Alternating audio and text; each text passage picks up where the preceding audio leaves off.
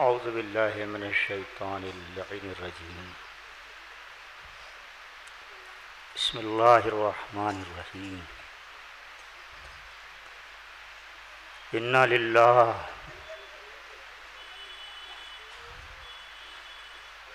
و انا الیہ راجعون۔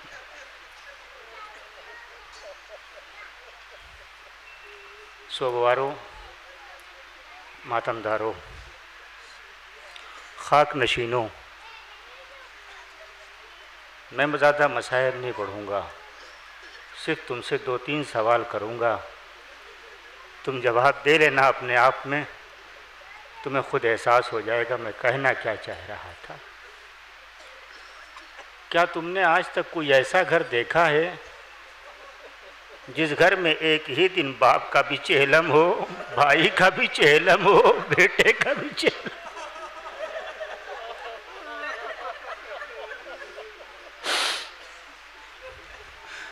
کیا میرے عزیزو تم نے کوئی ایسا بھی گھر دیکھا ہے جس میں باپ کا چہلم ہو اور بیٹی کا 10واں بھی ہو رہا؟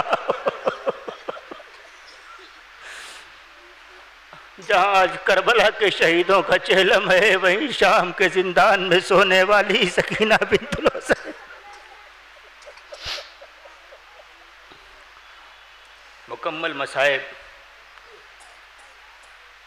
اور بھرپور مصائب آپ شب میں بھی سماعت فرما چکے برادر عزیز سے، اور دن کی مجلس میں بھی برادر علام نے ایک تفصیلی مصائب پڑھا ہے میرے عزیزوں، مگر کہیں نہ کہیں دل میں کسک بچی ہے، کہیں نہ کہیں دل میں ایک ٹھیس بچی ہوئی ہے۔ کیسے مان لوں کہ میں نے 72 کا چہلم کر لیا؟ حقیقت میں تو ابھی ہم نے حسین کا نہیں چہلم کیا ہے، ابھی عباس کا ماتم نہیں ہو پایا ہے۔ کتنی تمنائیں تھیں، کتنی آرزویں تھیں، کتنی حسرتیں تھیں۔ یزید لرزہ براندام ہو کر کے حکم رہائی دے رہا ہے، حکم رہائی ملا۔ آپ نے مسلسل مصائب سنے ہیں ایام اعظم میں۔ 11 محرم کے بعد سے میرے عزیزو، کوفے میں، کوفے کے بازار میں، شام و کوفہ کے درمیان شام میں بہت سے آل محمد کے چاہنے والے ملے، بہت سی بیویاں میری آل محمد کی چاہنے والی، نہ کسی نے جناب زینب کو پہچانا، نہ کسی نے جناب سجاد کو پہچانا، نہ کسی نے امام باقر کو پہچانا۔ ان لوگوں نے زمانے کے بعد دیکھا تھا، نہیں پہچانا۔ مگر آؤ میرے عزیزوں، میں تمہیں وہ بتاؤں کہ جہاں خود کی بیٹی نے نہیں پہچانا، خود کی پالنے والی نے نہیں پہچانا، عجب مرحلہ ہے بھائی کو بہن نے نہیں پہچانا۔ جہاں سے مصائب صبح میں چھوڑا ہے برادر محترم نے، وہیں سے آگے بڑھتا ہوں۔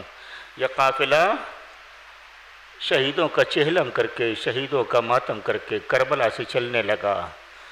زینب نے حسین کو سکینہ کا پرسہ دے دیا، سکینہ کی سنانی سنا دی، عباس کی قبر پہ آ کر کے سکینہ کی تنہائی بتا دی، مگر قبر حسین سے اٹھی تو یہ کہتی ہوئی اٹھی، بھیا میں تیری بیٹی کو بہت دن اکیلے نہیں رہنے دوں گی، اے بھیا میں واپس شام سکینہ کے پاس جاؤں۔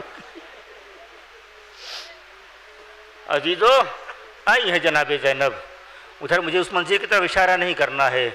چلنے لگا جب یہ قافلہ، بشیر ابن جزلم جسے امام سجاد نے بلایا تھا، بلانے کے بعد کہا تھا تو بھی شاعر ہے، تیرا باپ شاعر تھا تو بھی شاعری کر لیتا۔ اس نے کہا ہمارے آگے آگے چل۔ ایک سیاہ پرچم لے کے جا رہا ہے بشیر، منادی ندا دیتا ہوا جا رہا ہے۔ میرے عزیزو یہ قافلہ جا رہا ہے، میرے جوان میرے سامنے بیٹھے ہیں، تم 2 برس یا 5 برس کے بعد بھی اپنے وطن واپس آؤ نا تو اپنے شہر کی دیواروں کو پہچان لو گے، مگر جب مدینہ کی فصیل دیواریں دکھائی دی ہے تو علی کی بیٹی زینب نے پوچھا ہے، یہ ابن سجاد من ایو بلدین، اے میرا لال یہ کون سا شہر آ رہا ہے؟ جناب زینب کے سوال پہ امام سجاد نے کہا پھوپھی اماں یہ نانا کا شہر ہے، اے پھوپھی اماں یہ اپنا مدینہ ہے۔ کیوں نہیں پہچانا زینب نے اپنے شہر کی دیواروں کو؟ سنو گے غیرت دارو، اس لیے نہیں پہچانا کہ جس زینب نے دن کے اجالے میں فصیل مدینہ نہ دیکھا ہو، ارے وہ زینب کتنے دیار بے مقلا چادر گھوم کے آ رہی ہے، پھر آئی جا چکی ہے۔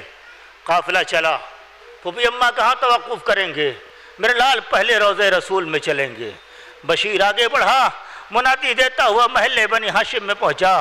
ایک گھر کا دروازہ کھلا، بظاہر اگر تصور کر لو میرے، بظاہر ایک ضعیفہ نما بیٹی نکلی جس میں ہاتھ میں عصا ہے، داہنے بائیں جانب کنیزیں ہیں، چل رہی ہیں۔ ایک مرتبہ آنے کے بعد اس بیوی نے پوچھا، اے بشیر قافلہ کہاں ٹھہرا ہوا ہے؟ فرمایا قافلہ روضہ رسول میں ٹھہرا ہے۔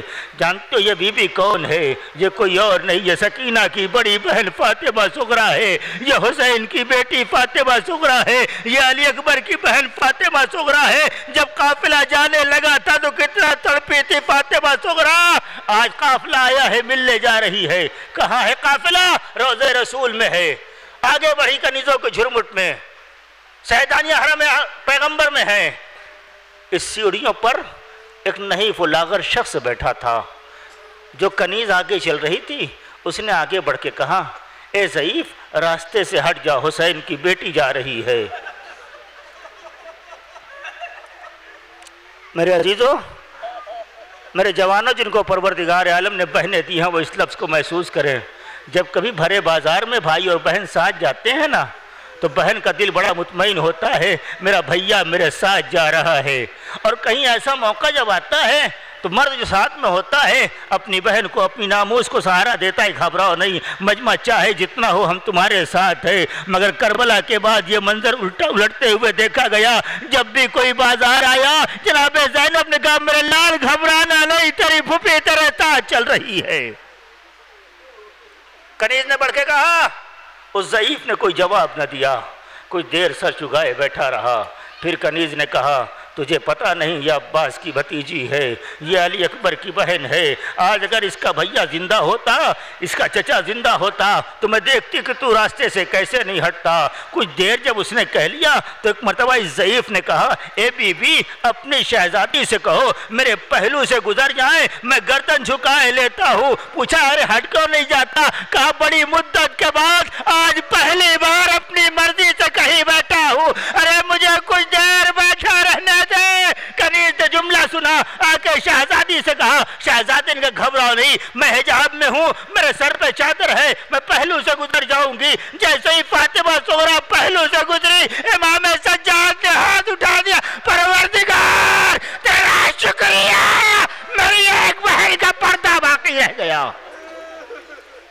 ہاں عزیزو، لو جناب فاطمہ صغریٰ جیسے ہی روضہ رسول میں داخل ہوئی، مقتل لکھتا ہے، جناب سجاد کی روایت ہے، جناب زینب نے بتایا ہے، ایک مرتبہ جیسے ہی فاطمہ صغریٰ کو آتے ہوئے بیویوں نے دیکھا تو ان بیویوں میں ایک بیوی تھی جو جلدی سے اپنی جگہ سے اٹھی، کبھی زینب کی پشت پہ، کبھی لیلا کی پشت پہ، کبھی رقیہ کی پشت پہ آ کے کہتی تھی، مجھے چھپا لو میری فاطمہ صغریٰ آ رہی ہے، مجھے چھپا لو میری فاطمہ صغریٰ آ رہی ہے۔ پوچھا، اتنا گھبرا کیوں رہی ہو؟ کہا، مجھے ڈر ہے کہ فاطمہ صغریٰ نے مجھ سے علی اصغر کے بارے میں سوال کر لیا تو میں کیا جواب دوں گی؟ مگر میرے عزیزو، تاریخ کا جملہ ہے، جناب فاطمہ صغریٰ نے کسی سے سوال نہیں کیا۔ ہر بیوی کی گود دیکھی، ہر بیوی کی گود جب خالی پائی نا، آپ جھولا برآمد کر کے لے کے آئے ہیں، جلا ہوا جھولا جو باہر پشت ناکہ پہ رکھا ہوا تھا، ناکہ بیٹھا ہوا تھا۔ فاطمہ صغریٰ ناکے کے قریب گئی اور جانے کے بعد جلے ہوئے جھولے میں ہاتھ ڈالا، ایسا لگا کچھ ڈھونڈ رہی ہے۔